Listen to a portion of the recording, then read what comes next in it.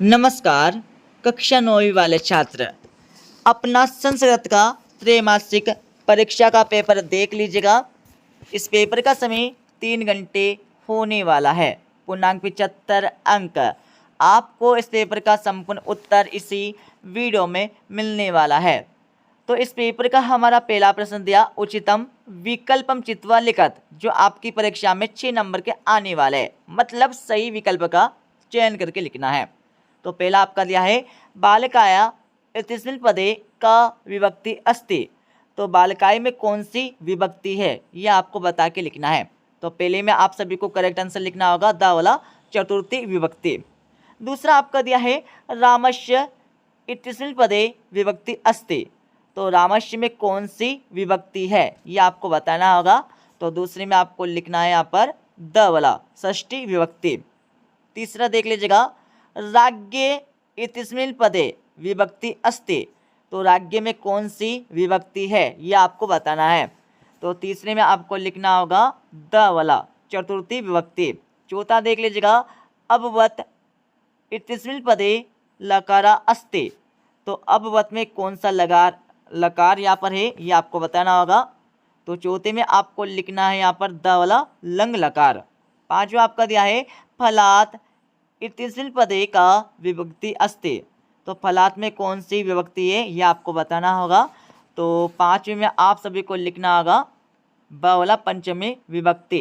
छठा देख लीजिएगा अधोलिखितेषु अवयव न अस्ति। तो अवयव कौन सा नहीं है। तो इसमें आपको लिखना होगा द वाला छात्रा। और इसके साथ ही यहाँ पर दूसरा प्रश्न देख लीजिएगा जिसमें क्या करना होगा, रिक्त स्थानों की पूर्ति करना है जो आपकी परीक्षा में आने वाले 6 नंबर के। तो पहला आपका दिया है गच्छन्तु इत्यस्मिन् पदे का धातु अस्ति। तो गच्छन्तु में कौन सी धातु है। तो पहले में आपको लिखना होगा गम धातु। दूसरा आपका दिया है पाश्यति इत्यस्मिन् पदे का लकार अस्ति। तो दूसरे में आपको लिखना होगा लिट लकारा। तीसरा आपका दिया है प्राचार्य इत्यस्मिन् पदे का उपसर्ग अस्ति। तो प्राचार्य में कौन सा उपसर्ग है ये आपको बताना होगा। तो तीसरे में आपको लिखना है प्र उपसर्ग आपको लिखना है। और चौथा आपका दिया है पठित्वा इत्यस्मिन् पदे का प्रत्यय अस्ति। तो पठित्वा में कौन सा प्रत्यय ये आपको बताना होगा। तो चौथे में आपको लिखना है कृत्वा प्रत्यय। पांचवा आपका दिया है तुमोन प्रत्यय का उदाहरणम अस्ति। तो तुमुन प्रत्यय का आपको उदाहरण बताना होगा। तो लिख लीजिएगा पांचवें में आपको लिखना होगा पठितुम। और छठा आपका दिया है अधिकारा में आपको उपसर्ग बताना है। तो छठे में आपको लिखना होगा अधि। तीसरा आपका दिया जिसमें क्या करना है शुद्ध वाक्य के समक्ष आपको आम लिखना है, अशुद्ध वाक्य के समक्ष आपको ना लिखना है। तो देख लीजिएगा पहला आपका दिया है देवेंद्र इत्यस्मिन् पदे गुण संधि अस्ति। तो पहला हो जाएगा आपका बिल्कुल आम सत्य। और दूसरा आपका दिया है विद्यालय इत्यस्मिन् पदे दीर्घ संधि अस्ति। तो दूसरा भी आपका हो जाएगा यहाँ पर आम सत्य। तीसरा आपका दिया है सज्जना पदस्य सत्पल जना विच्छेद न अस्ति। तो तीसरा हो जाएगा आपका न असत्य। और चौथा आपका दिया है पितरो समासस्य विग्रह माता चा पिता चा भवति। तो चौथा आपका बिल्कुल यहाँ पर सत्य हो जाएगा। और पांचवा आपका दिया है अवयवी भाव समास का आपको उदाहरण दिया है यथाशक्ति नास्ति। तो पांचवा हो जाएगा आपका ना हो जाएगा, ठीक है, मतलब असत्य। छठा आपका दिया है पीताम्बरा बहुब्रीहि समास से उदाहरण अस्ति। पीताम्बर बहुब्रीहि समास का उदाहरण है। तो बिल्कुल यहाँ पर है सत्य हो जाएगा। चौथा प्रश्न देख लीजिएगा जिसमें सही जोड़ी का मिलान करके लिखना होगा। तो सही जोड़ी का मिलान कर लीजिएगा। आमरम में आपको लिखना होगा रसला। पवना में आपको लिखना होगा पो प्लस अना। महा प्लस हरा में आपको लिखना होगा मनोहरा। च प्लस एकाकिनी में आपको लिखना होगा चेकाकिनी। पीताम्बरा में आपको लिखना होगा पीतम अंबर यशसा। प्राचीनम में आपको लिखना होगा नवीनम। अब आप सभी पांचवा प्रश्न देख लीजिएगा जिसमें एक पद में उत्तर आपको देने होंगे जो आपकी परीक्षा में 6 नंबर के आने वाले। पहला आपका दिया है सरसा रसला कदा लशंते। तो पहले में आप सभी को लिखना है, क्या लिखना है, तो लिख लीजिएगा। पहले में आपको लिखना होगा वसंते, वसंते आपको पहले का उत्तर लगाना है। दूसरा आपका दिया है स्वर्ण काका कान अखादत, तो दूसरे में आपको लिखना होगा टंडू लान, टंडू लान आपको यहाँ पर दूसरे का उत्तर लगाना है। तीसरा आपका दिया है कुंभकारा गटान किमर्थ रचयति, तो तीसरे में आपको लिखना होगा जीविको जीविका हेतु, ये आपको लिखना होगा। और चौथा आपका दिया है कुत्र दरिद्रा ना भवेत, तो चौथे में आपको लिखना होगा प्रिय वाक्य पदाने, ये आपको लिखना होगा चौथे का आंसर। और पांचवा आपका दिया है कवि का वादयंतुम वाणी पार्थयति, तो पांचवें में आपको लिखना होगा विनाम, विनाम आपको पांचवें का उत्तर लगाना है। छठा आपका दिया है टूला कीर्दर्शी आसित, तो छठे में आप सभी को आंसर लिखना होगा, लिख लीजिएगा लोहो गटिता, ये आपको लिखना होगा छठे का आंसर। अब आप सभी देख लीजिएगा 2-2, 3-3 एवं 4-4 नंबर के प्रश्न, और सभी के आंसर आपको बता देंगे इस वीडियो के लास्ट में।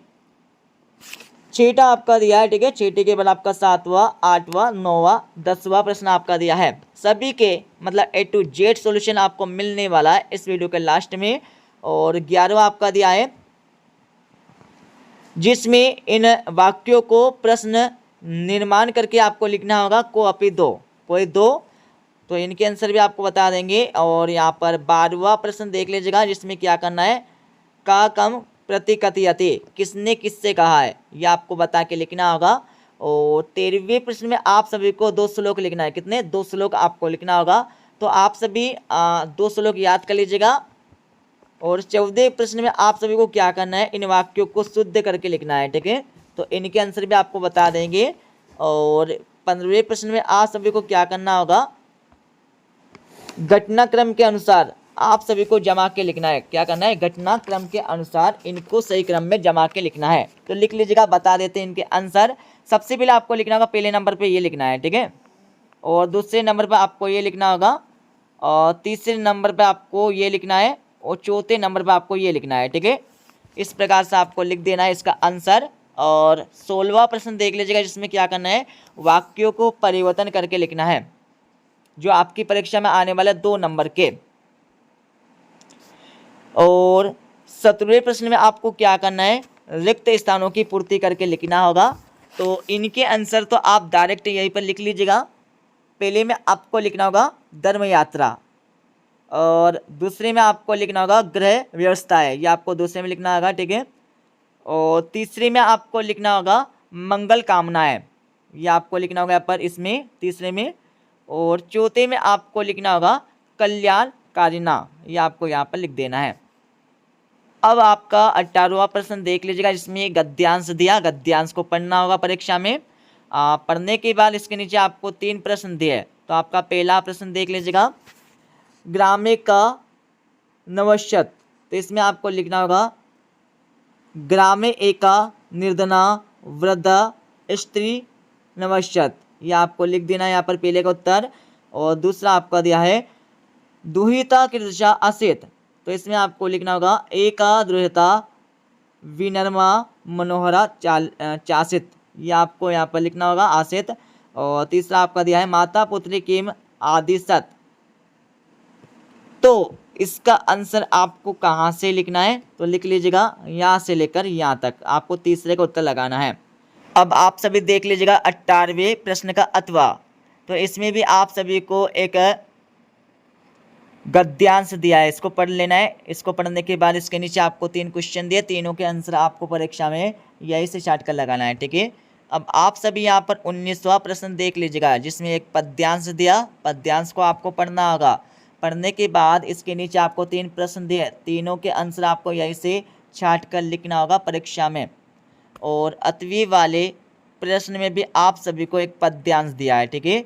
अब आप सभी यहाँ पर 20वां प्रश्न देख लीजिएगा जिसमें एक नाट्यांश आपको दिया है, नाट्यांश को पढ़ना होगा। पढ़ने के बाद इसके नीचे आपको 3 प्रश्न दिए गए हैं, तीनों के आंसर आपको परीक्षा में इसी नाट्यांश से छाट कर लिखना है, जिससे फ्री के 3 नंबर यहाँ से कंप्लीट हो जाएंगे। अब आप सभी यहाँ पर 20वां प्रश्न का अथवा देख लीजिएगा। इसमें भी आपको एक नाट्यांश दिया, इस नाट्यांश को पूरा पढ़ लेना है। इसको पढ़ने के बाद इसके नीचे आपको 3 प्रश्न दिए, तीनों के आंसर आपको यहीं से चाट कर लगाना है। 21वें प्रश्न में क्या करना होगा, तो 21वें प्रश्न में आप सभी को अवकाश का प्रार्थना पत्र लिखना है और इसके अतिथि वाले प्रश्न में आप सभी को शुल्क मुक्ति हेतु प्रार्थना पत्र लिखना होगा संस्कृत भाषा में। और 22वें प्रश्न में आप सभी को एक अपठित गद्यांश दिया है, इसको पढ़ लीजिएगा, जो आपकी परीक्षा में आने वाला 4 नंबर का। इसको पढ़ने के बाद इसके नीचे आपको 4 प्रश्न दिए हैं, तो चारों के आंसर आपको यहीं से चार्ट कर लगाना होगा। तो इनके आंसर भी आपको बता देंगे इस वीडियो के लास्ट में, ठीक है। और 22वें प्रश्न में आप सभी को निबंध लिखना है किसी एक विषय पर। अब मैं इस पेपर का फुल सॉल्यूशन बता देता हूं, तो आप सभी इस पेपर का फुल सॉल्यूशन देख लीजिएगा। जैसे कि हमारा पहला प्रश्न पूछा गया था जिसमें सही विकल्प का चयन करके लिखना था, इनके आंसर आपको दे गए और दूसरे के आंसर आपको यहाँ से मिल जाएंगे। दूसरे के बाद आप सभी को तीसरे के आंसर यहाँ से मिल जाएंगे। तीसरे के बाद आप सभी को चौथे के आंसर यहाँ से मिल जाएंगे, ठीक है।